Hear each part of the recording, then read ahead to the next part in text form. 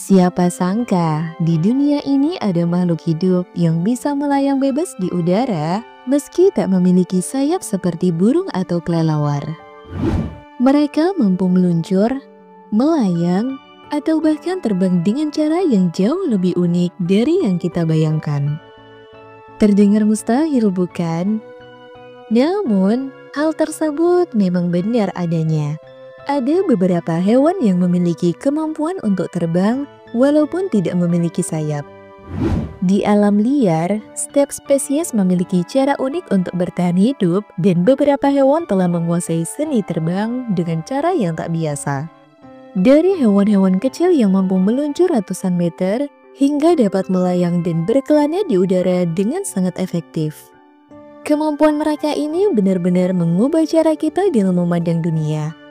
Dalam video kali ini, kita akan mengeksplorasi beberapa makhluk luar biasa yang memiliki kemampuan terbang tanpa sayap yang mungkin akan membuat kalian terkesima dan bertanya-tanya bagaimana cara mereka bisa melakukannya.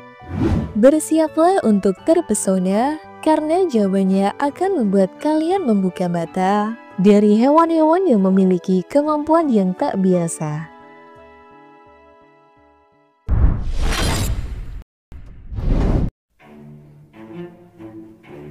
Pernahkah kalian membayangkan bagaimana rasanya meluncur bebas dari satu pohon ke pohon lain seperti superhero di film? Inilah tupai terbang, yakni hewan kecil yang memiliki kemampuan luar biasa tersebut. Akan tetapi jangan tertipu oleh namanya. Tupai terbang sebenarnya tidak benar-benar terbang seperti burung maupun kelelawar. Sebaliknya, mereka meluncur dengan keanggunan yang luar biasa menggunakan struktur unik di tubuh mereka. Secara ilmiah, tupai terbang dikenal dengan nama Pterominii atau Petauristini dan termasuk dalam famili Sciuridae yang sama dengan keluarga tupai lainnya. Namun, yang membedakan mereka adalah kemampuan luar biasa miliknya untuk meluncur di udara. Dengan bantuan patagium, yakni membran kulit berbulu yang membentang dari pergelangan tangan hingga pergelangan kaki, tupai terbang dapat menciptakan permukaan yang menyerupai layang gantung. Saat mereka melompat dari pohon dan merentangkan anggota tubuh, membran ini akan menangkap angin dan memungkinkan mereka untuk melayang dengan stabil. Keahlian meluncur mereka tidak main-main. Dalam satu lompatan, tupai terbang dapat mencapai jarak hingga 90 meter. Dan pada spesies tertentu, seperti tupai terbang raksasa atau Petaurista, luncuran jauh yang pernah tercatat adalah 450 meter. Dalam perjalanannya di udara, tupai terbang mampu mengatur arah dan kecepatan dengan presisi tinggi. Mereka memanfaatkan anggota tubuh dan ekornya yang panjang untuk bermanuver, bahkan mampu membuat putaran hingga 180 derajat untuk menghindari ancaman predator, seperti burung hantu yang sering mengintai mereka di malam hari. Salah satu fitur unik tupai terbang adalah adanya tulang rawan khusus di pergelangan tangannya yang disebut styliform. Tulang rawan ini tidak ditemukan pada mamalia peluncur lainnya dan berfungsi untuk menopang patagium sekaligus membantu mereka mengarahkan luncuran. Dengan mengubah posisi tulang rawan ini, tupai terbang dapat menyesuaikan kekencangan patagium dan memungkinkan mereka bermanuver dengan lebih efisien. Sebagai tambahan, ekor mereka yang panjang dan berbulu tidak hanya berfungsi sebagai penyeimbang, tetapi juga sebagai rem udara yang efektif saat mereka mendarat di batang pohon. Selain kemampuan akrobatiknya yang memukau, gaya hidup tupai terbang juga menarik untuk ditelusuri. Tidak seperti tupai pada umumnya, tupai terbang adalah hewan nokturnal yang berarti mereka lebih aktif di malam hari. Mereka membuat sarang di tempat-tempat yang aman seperti rongga pohon, celah batu, atau bahkan di tebing gua. Sarang-sarang ini tidak hanya berfungsi sebagai tempat berlindung, tetapi juga menjadi lokasi penting untuk membesarkan anak-anak mereka. Soal makanan, tupai terbang adalah hewan omnivora. Mereka memakan berbagai jenis makanan, mulai dari biji-bijian, buah-buahan, kuncup bunga, serangga, telur burung, bahkan mamalia kecil. Di balik kehidupan soliternya, tupai terbang juga memiliki kebiasaan berkumpul di musim dingin. Mereka sering bersarang bersama, biasanya dengan anggota keluarga mereka, untuk menjaga kehangatan selama bulan-bulan yang dingin. Hal ini menunjukkan bahwa meskipun mereka dikenal sebagai hewan yang mandiri, tupai terbang tetap memiliki sisi sosial yang menarik. Dengan kombinasi kemampuan meluncur yang luar biasa, adaptasi tubuh yang unik, dan gaya hidup yang memukau, tupai terbang benar-benar menjadi salah satu keajaiban alam.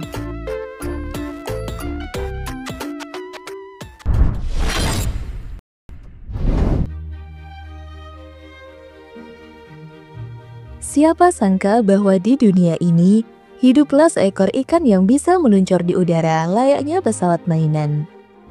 Ini bukanlah sebuah cerita hayalan, melainkan kisah nyata dari ikan torani, atau biasa disebut sebagai ikan terbang.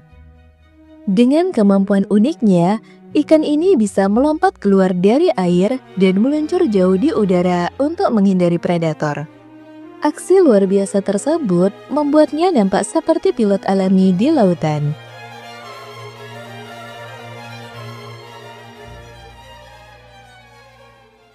Secara ilmiah, ikan terbang memiliki nama Hirundictis oxycephalus dan tergolong dalam keluarga Exozoididae. Ikan ini mendiami perairan hangat, terutama di wilayah sekitar Khatulistiwa, misalnya Indonesia. Di Indonesia sendiri, ikan terbang umum dijumpai di Sulawesi, Flores, hingga Papua. Panjang tubuhnya berkisar antara 18 hingga 30 cm dengan bentuk ramping memanjang, serta dilengkapi sirip dada yang lebar dan kuat menyerupai sayap. Lalu, bagaimana ikan ini bisa terbang? Rahasia keajaiban ikan ini terletak pada kekuatan renangnya yang luar biasa.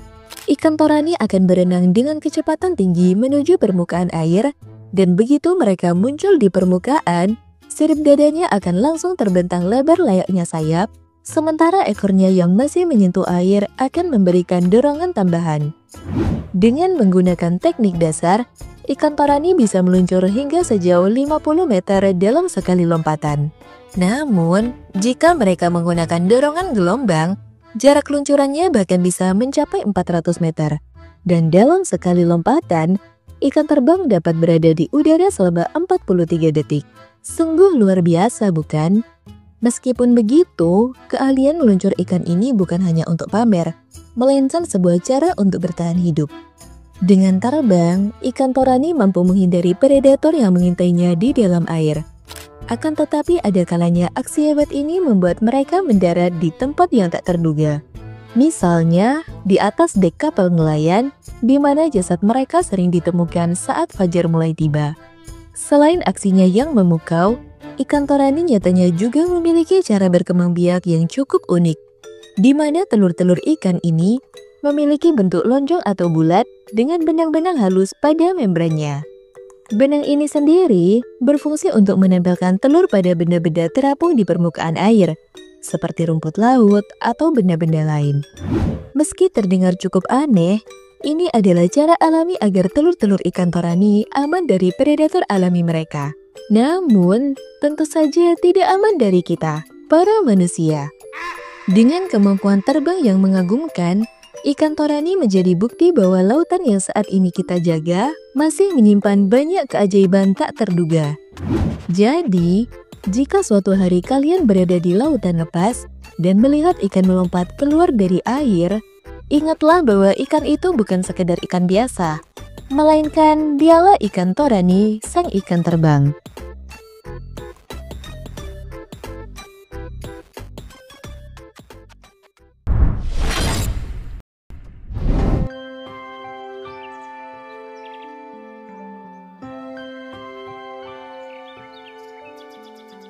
Ini adalah katak terbang Wallace, atau biasa juga dikenal sebagai katak terjun payung. Mereka adalah salah satu spesies katak pohon yang hidup di hutan tropis wilayah Malaysia dan Kalimantan. Seperti tidak puas karena hanya bisa melompat dan berenang, pada akhirnya mereka memilih berevolusi untuk bisa terbang. Tapi sebelum kita lanjut, Jangan ragu untuk memberikan komentar tentang hewan lain yang ingin kalian lihat di video kami. Katak terbang Wallace ini sangat jarang terlihat, karena mereka hampir selalu hidup di pohon dan hanya turun untuk kawin dan bertelur. Mereka lebih memilih untuk hidup di atas kanopi pohon, meskipun mereka tahu bahwa ini juga bukan tempat yang aman. Ini karena mereka akan menjadi target yang menggiurkan bagi ular serta burung pemangsa. Dan disinilah kemampuan mereka yang luar biasa akan mereka gunakan. Ketika merasa terancam atau sedang berburu mangsanya, katak terbang Wallace akan mulai beraksi. Menuju tak terbatas dan melampauinya. Aksi katak ini akan dimulai dengan melompat dari sebuah cabang dan melebarkan kaki mereka yang berselaput. Kaki berselaput ini meningkatkan luas permukaan tubuh katak sehingga memungkinkan mereka dengan mudah meluncur di udara.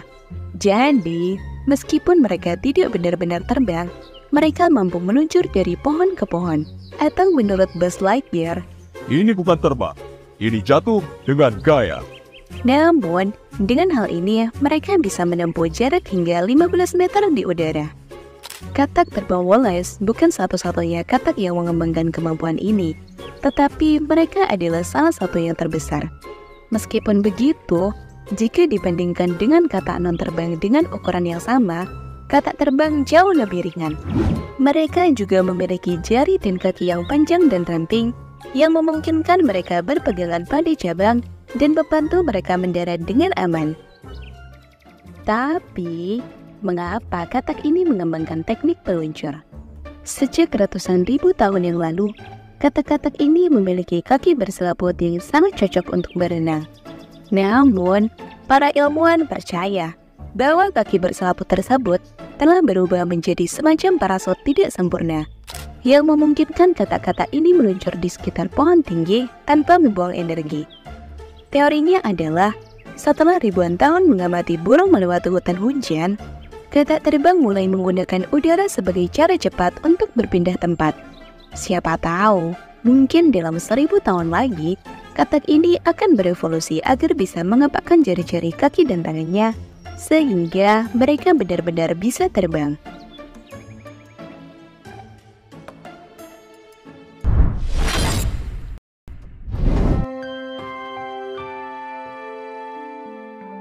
Di hutan lebat Asia Tenggara, hiduplah makhluk yang terlihat seperti keluar dari dunia yang berbeda. Seekor kadal dengan sayap yang memungkinkan mereka melayang di udara dan berpindah dari satu pohon ke pohon lain tanpa menyentuh tanah. Mereka dikenal sebagai Draco atau lebih sering disebut kadal terbang, klarep, maupun cekibar. Kadal ini punya keistimewaan yang sulit ditemukan pada reptil lainnya. Di sisi tubuh mereka, terdapat lipatan kulit yang disebut patagium. Saat terlipat, lipatan ini nyaris tak terlihat. Tapi begitu dibentangkan, ia akan berubah menjadi sayap kecil yang memanfaatkan tulang rusuk sebagai penyangganya.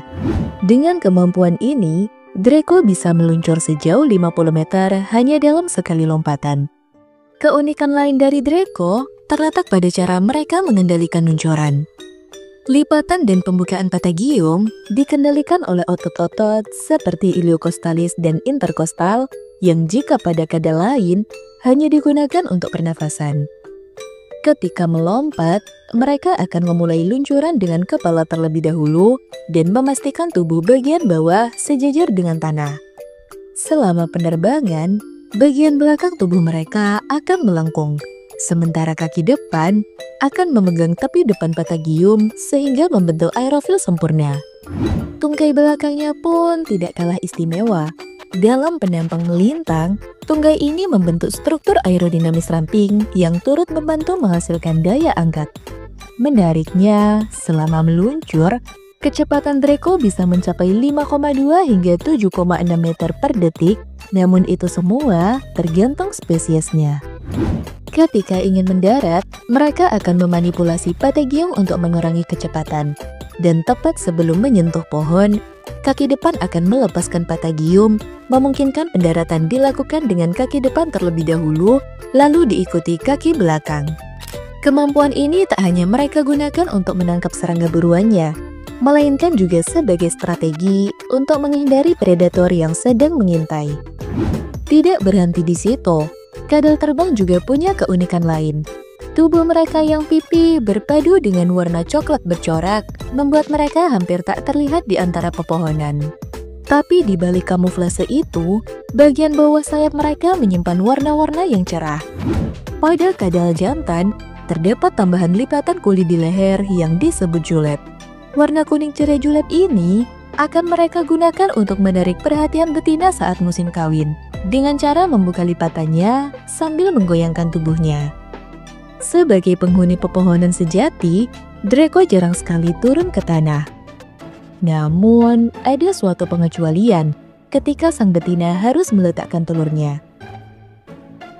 Dengan moncongnya yang runcing, mereka akan menggali lubang kecil di tanah, menyimpan sekitar 5 butir telur, menutupnya kembali, serta menjaga sarang selama 24 jam sebelum kembali ke atas pohon. Dan setelah itu, telur-telur tersebut akan dibiarkan menetas dengan sendirinya. Hidup kadal terbang bergantung sepenuhnya pada pohon-pohon yang ada di hutan lebat Asia Tenggara. Meski ukurannya kecil dan hanya sekitar 8 inci dari kepala hingga ekor, kadal terbang adalah contoh sempurna bagaimana evolusi membentuk makhluk yang benar-benar selaras dengan lingkungannya. Mereka memang bukan naga seperti dalam cerita, tapi naga kecil ini hidup nyata di antara kita. Makhluk ini membuktikan bahwa dunia alam selalu punya keajaiban tersembunyi di tempat-tempat yang jarang kita perhatikan.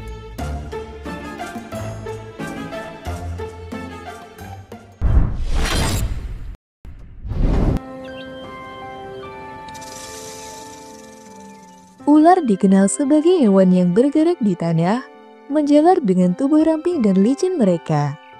Tak jarang, mereka tersembunyi di bawah tanah atau di antara dedaunan untuk mencari makan atau sekedar menghindari pemangsa. Namun, tahukah kalian bahwa ada jenis ular yang sangat berbeda dari kebanyakan ular yang kita kenal? Dan ular satu ini bisa terbang. Mereka adalah ular terbang, yakni anggota dari genus Chrysopelea yang bisa dengan mudah meluncur dari satu dahan ke dahan lain tanpa harus turun ke tanah. Kemampuan meluncur ini memungkinkan mereka untuk menghindari predator, mencari mangsa, dan berpindah tempat dengan lebih efektif. Ular terbang atau ular layang dapat ditemukan di wilayah tropis Asia Selatan dan Asia Tenggara, termasuk Indonesia.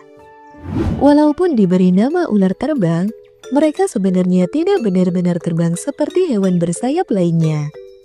Proses terbang yang dilakukan oleh ular ini dimulai dengan memanjat pohon, dan setelah mencapai dahan yang cukup tinggi dan ujung ranting yang terbuka, ular ini akan mempersiapkan diri untuk atraksi yang berbahaya. Tubuh ular terbang akan membentuk lengkungan mirip huruf S untuk memberi dorongan ke depan. Setelah itu, ular terbang akan melompat dari dahan dan meluncurkan tubuhnya ke udara tanpa batasan. Sesaat setelah terjun, ular ini akan memperlebar tubuh mereka dengan memipihkan bagian tubuhnya serta merenggangkan tulang iga. Proses ini akan memperlambat kecepatan jatuh mereka dan memungkinkan ular untuk meluncur lebih jauh dengan efisien. Yang menarik adalah saat meluncur, ular terbang akan menggerakkan kepala dan ekornya dari sisi ke sisi untuk menstabilkan tubuhnya dan mengarahkan ke tujuan pendaratannya. Pada akhir penerbangan, ular ini akan memindahkan bagian belakang tubuhnya ke bawah untuk mempermudah mendarat di dahan berikutnya. Dengan cara tersebut, mereka bisa meluncur sejauh 100 meter, bahkan dalam kondisi hutan yang padat sekalipun. Begitu mendarat, ular ini akan segera mengembalikan tubuhnya ke posisi normal dan kembali aktif bergerak di pohon seperti biasa. Kemampuan meluncur ini sangat bergantung pada bentuk tubuh ular terbang. Ular ini memiliki permukaan ventral atau bagian bawah tubuh yang cekung, serta sisik-sisik perut mereka yang berlunas membantu menciptakan bentuk cekung tersebut, yang kemudian meningkatkan hambatan udara mirip seperti parasut. Ular terbang merupakan pemangsa yang aktif bergerak di antara dahan pohon pada siang hari. Mereka memangsa hewan-hewan kecil yang tinggal di pohon, seperti kadal, kelelawar, burung, hingga hewan pengerat. Bahkan beberapa spesies diketahui dapat memakan telur burung, amfibi, dan juga serangga. Meskipun ular terbang ini terbilang sebagai pemangsa yang lincah dan terampil karena kemampuannya, namun nyatanya kemampuan ini juga mereka gunakan untuk kabur ketika merasa terancam. Ular terbang akan berusaha melarikan diri dengan cara meluncur ke pohon yang lebih jauh. Kemampuan ular ini dalam hal meluncur atau terbang dari pohon ke pohon merupakan adaptasi yang sangat berguna bagi mereka. Keseimbangan tubuh yang sempurna dan kemampuan untuk menyesuaikan gerakan saat meluncur membuat ular terbang menjadi salah satu reptil yang menarik untuk dipelajari.